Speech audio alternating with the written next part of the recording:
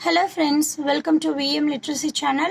இன்னைக்கு நம்ம சேனல்ல 7th standard maths term 1 exercise 3.2ல question number 7 subdivision 2 பார்க்கலாம்.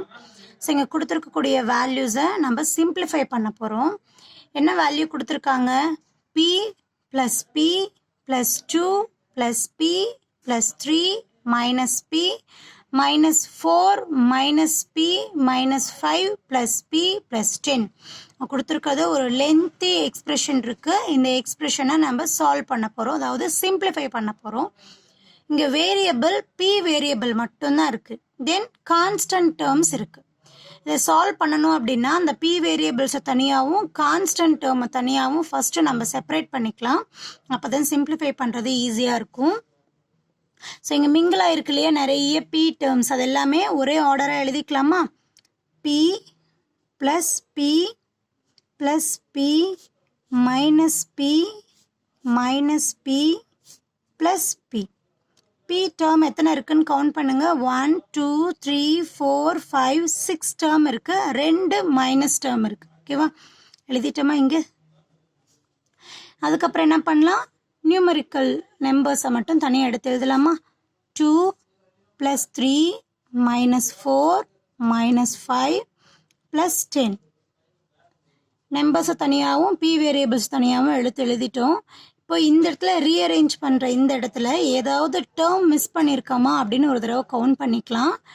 1 2 3 4 5 6 7 8 9 10 11 டேர்ம்ஸ் இருக்கு இல்லையா? 1 2 3 4 5 6 7 8 9 10 11 டேர்ம்ஸ். ஸோ நம்ம கரெக்டாக தான் எழுதியிருக்கோம். இப்போ இந்த p டேர்ம்ஸ் எல்லாமே நம்ம சால்வ் பண்ண போகிறோம். இங்கே ப்ளஸ் சைன் டேர்ம்ஸும் இருக்குது, மைனஸ் சைன் டேர்ம்ஸும் இருக்குது. ப்ளஸ் நம்பர்ஸை மட்டும் ஃபஸ்ட்டு நம்ம ஆட் பண்ணிக்கலாம்.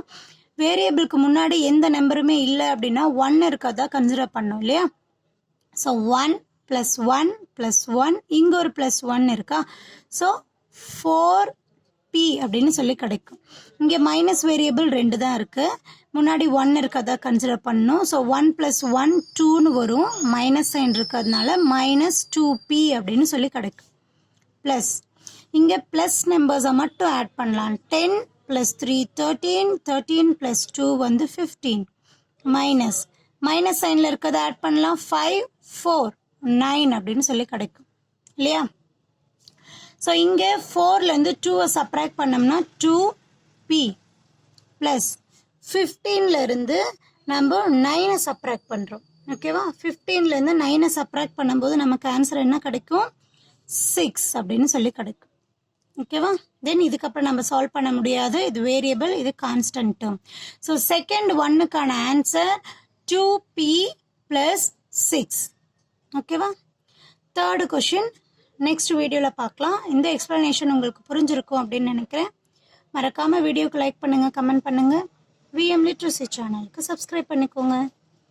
தேங்க்யூ ஃபார் வாட்சிங்.